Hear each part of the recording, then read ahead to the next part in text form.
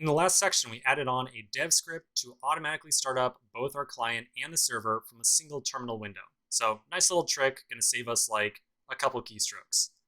Every gain is good. Okay, so now in this section, before we start talking about anything, I want to give you a quick preview of what we're going to be doing in the next section or two. So in like 2 sections ago, I gave you this like really big ominous warning about how something's going to be crazy complicated and all that kind of stuff, right?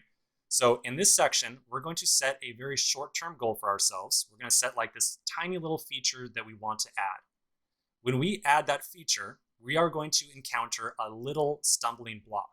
So it's going to be this little tiny thing that's going to be like, oh, you know what? This is kind of a pain. It would be kind of nicer if we could kind of just work around this. So we're going to do a quick, tiny little fix to make that stumbling block go away. Now that quick little fix is the thing that I'd said was the very easy way to get our separate client and our separate server, or backend server, like the separate backend server and the separate client server, to work nicely together. That easy fix is going to be how we get the two things to work together very well. After that, after we put the fix in, we will then do a deep dive into why that fix works the way it does. And that discussion, that is the scary thing that I alluded to just a couple of videos ago. Okay, so that's the goal. We're going to do this very small little feature. We're going to encounter a little stumbling block. We're going to fix it with one easy little line of code. And then we're going to do the big, scary deep dive on why it all worked the way it does. So let's get to it. So here's what I want to do. Here's the very small feature that's going to kind of expose this little problem to us. I want to say that on the React.js side of my application, so in the React application, I want to have a little link at the bottom of the screen that says, click here to sign in with Google OAuth. Okay? So click here, sign in with Google OAuth. That's it, nothing else. Now, you and I know that to kick a user into our OAuth flow, all they have to do is go to localhost :5000/auth/Google. We've been typing this path into our browser just nonstop in this course so far. You and I know that our Express server has the OAuth flow available on /auth/Google. No doubt about it, right? Okay, so we'll keep that in mind, and let's go ahead and try to add this link. So if you're here in this course, remember that in the course description, I had said that if you want to take this, you really have to be familiar with React. And so this is kind of where that familiarity is going to come into play. So if you're here, I'm assuming that you are at least familiar with components and state and props and all that kind of good stuff. Now, if you're like rusty on that stuff, or if you feel a little bit unstable, that's okay. For the first couple of components we work on, or the first couple of components we make, we're going to be talking through some of the basics just to make sure that you get a good refresher on how React works. But in general, I'm going to assume that you know what JSX is, and you know how props work and all that kind of good stuff. Okay, so I just want to throw that out there, make sure we're on the same page. So to get a link to appear on the screen, so to get it to just show up right here, hopefully you and I both know what to do. We're going to find our client folder. We're going to find the source folder inside of it, and then we're going to find the root React component that was automatically generated when we made our project. That is the app.js file. So we opened this up just a little bit ago and changed some text in here. So inside that h2 tag. So again, I'm saying that I want to add a simple anchor tag on here to kick a user into our OAuth flow. So we're talking about navigation, but we're talking about like navigation to a different server. So this has nothing to do with React Router, nothing fancy. This is a simple anchor tag, just classic HTML. So at the very bottom of the component, right underneath the p tag, I'm going to add my anchor. I'm going to give it some text of sign in with Google. And then I'm going to give it an href. Now, the first way that we write this href, we're just going to kind of take a little bit of a naive approach, okay? We're going to take a naive approach. It is not the right way right now. And we're going to just kind of say about why it is not the best way to do this. So I'm going to say that when a user clicks on this anchor tag, I want to take them to the route /auth/Google. So again, kind of a naive way of doing this, but let's just see what happens. I'm going to save this file, change back over to the browser, and here's the link appearing on the screen. Now, why exactly was that a naive approach? Well, recall, we just said 2 seconds ago, you and I know that our OAuth flow can be entered by navigating to localhost :5000/auth/Google. So why was this a naive approach right here with this link? Well, remember the default behavior of your browser. If you provide a relative link, which this is, we are not specifying the domain on here, so it's what we refer to as a relative link or relative path, then the browser is going to automatically assume that you are trying to visit that relative path on the same domain that you are currently visiting, which currently is localhost 3000. So if I hover over this link right now, if you look at the very bottom left over here, and I know the text on the video is probably really small, but you can do the same thing on your browser. If you hover over the link, it's going to say localhost 3000 auth/Google. So again, can't say it enough, and you're tired of me saying it, our OAuth flow is not at localhost 3000, it's on our Express server, which is hosted on port 5000, a totally different port. The two are not related at all. If you click on this link right now, it's not going to kick you into the OAuth flow. So, okay, you know what? You probably understand that. Whatever, we get it.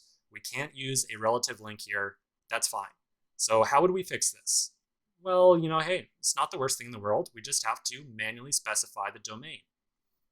So we'll say http://localhost :5000/auth/Google. This is the same address that we've been visiting throughout the course. We know without a doubt that this link will kick us into the OAuth flow. No doubt about it. And so just to prove it, I'll change back over to the browser. Let's see, we already got the refresh. At the very bottom left-hand side, when I hover over the link, it now says localhost 5000/auth/Google. So when I click on this thing, we get kicked into the Google OAuth flow, and we eventually end back up at our server at localhost 5000. Yes, we see that warning message that we still haven't fixed, but we eventually will after we finish all this React setup stuff. So clearly, it looks like that fully qualified domain is working the way we expect. So where am I going with this? I know this is kind of taking a long time, but believe me, this is like a really important problem to understand on how the client and the server work together. So please just bear with me for a moment. So why is this a stumbling block? Like, why is this a problem right here? Well, it's really easy, really straightforward.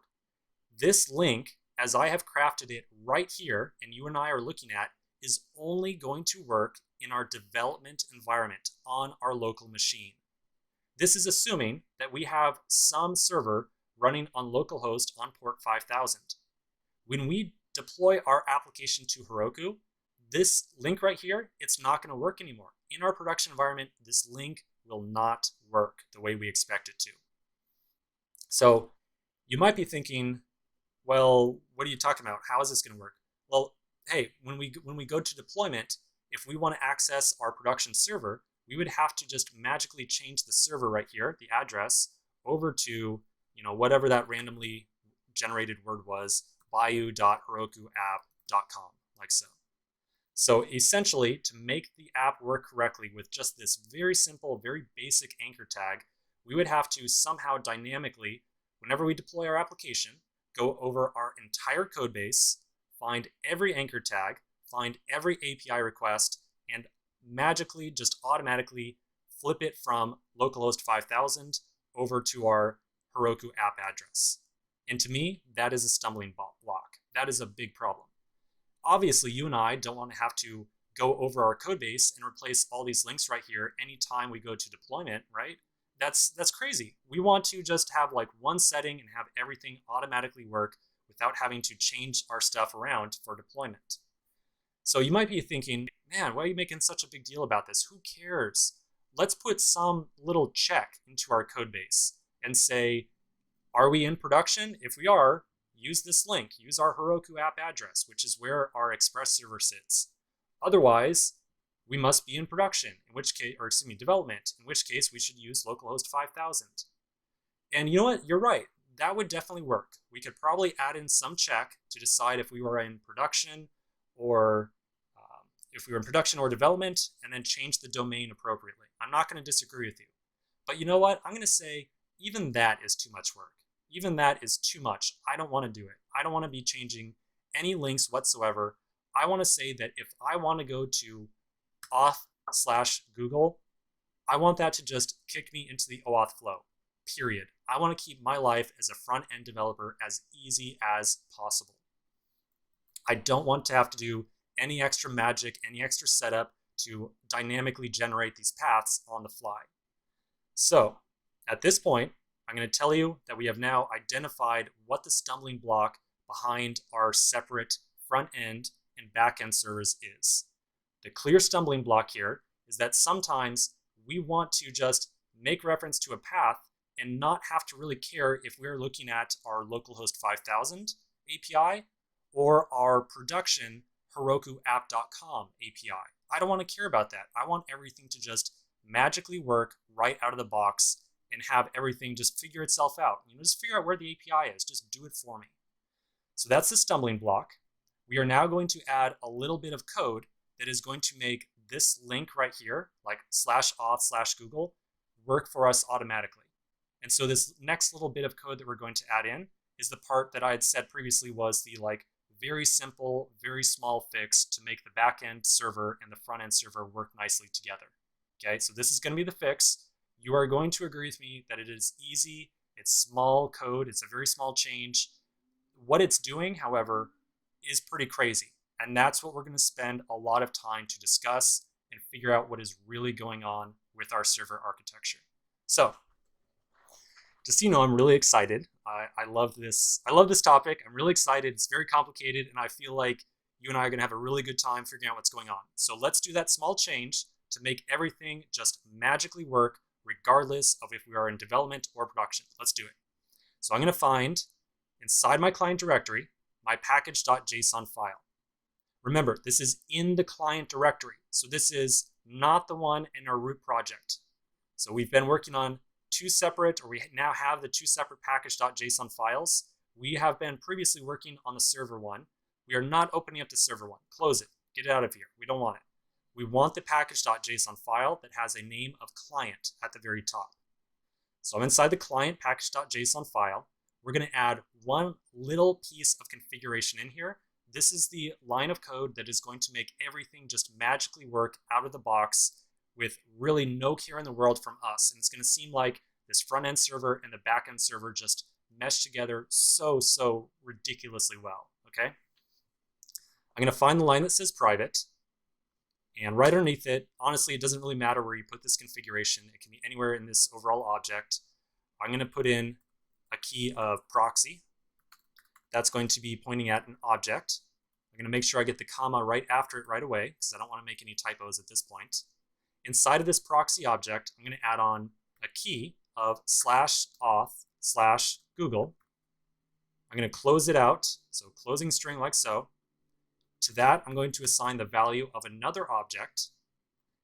Inside of this second object, I'm going to give target, and then as a value, http://localhost:5000.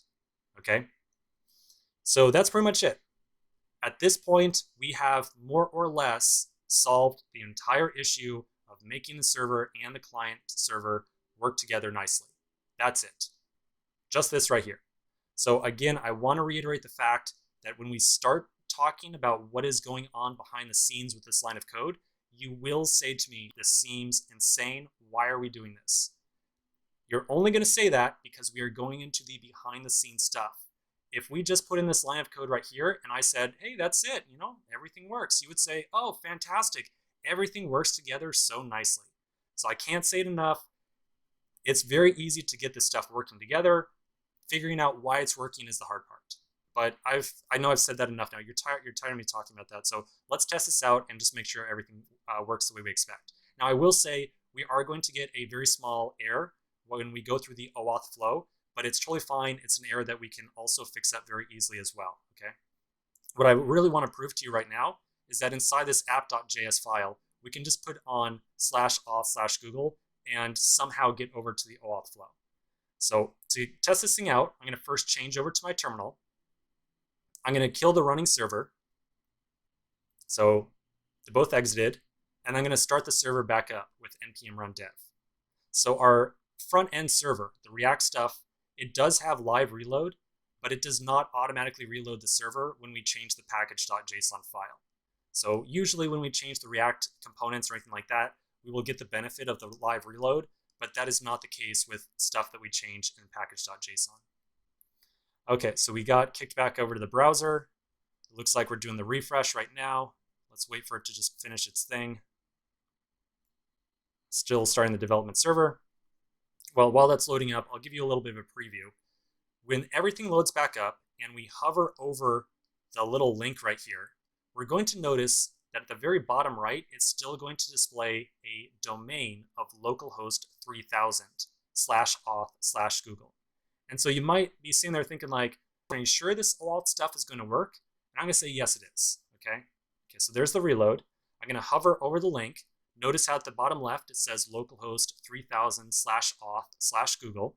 You and I know that is not the address of our OAuth flow. It is at localhost 5000. So what the heck, whatever, let's try it. I'm going to click the link. Now when I do so, we will get an error. So we got another redirect URI mismatch. This is okay. We will fix this. But what is way more important and way more relevant is the fact that we got into our OAuth flow at all. We got into the OAuth flow. That means that in all the different routes, like API requests, anchor tags, whatever else, getting static assets, it doesn't matter. Everything that we do on the client side of our application can be easily forwarded along to our Express server. And so we don't have to worry about what domain we're on or anything like that. We can just say, try to access /auth/Google and automatically get things redirected or forwarded on to localhost 5000 or wherever our API server is, okay? So at this point, all I want you to really understand is that we kind of ran into a stumbling block where we had to manually define the domain inside of this anchor tag whenever we wanted to send a user over to our API server. That was a stumbling block because our root domain here for the API server was going to change between our development and our production environments. We did not want to have to put in any type of helpers or routing stuff or anything like that inside of our code that had to dynamically figure out what domain to go to in between development and production. So rather than kind of deal with all that kind of stuff, we just use a relative route right here. We then did a little bit of configuration inside the package.json file, and it appeared that everything just kind of magically worked for us, okay? That's all I really want you to understand right now. So at this point, we have clearly demonstrated that we can get the client server, like this client React server, to work together nicely with our Express backend. So at this point, we could very easily just like stop right here and say, yeah, that's it. Everything is working together a-okay. It's fine. Let's move on. Nothing else to talk about here. But because we solely want to understand what is going on behind the scenes, we're going to come back in the next section. We're going to fix up this little API or OAuth URI mismatch error, and then we will immediately do a quick talk, just very brief, about how this setting right here is working, and then we will go into the real deep stuff and talk about why we picked this server architecture, why this proxy thing works, and all that kind of crazy stuff, okay? Again, I'm really excited. Thank you for being here. Thanks for listening to this. I love doing this stuff. So let's take a break. We'll come back in the next section. We're going to fix up the OAuth stuff and then start talking about what's going on. So I'll see you in just a second.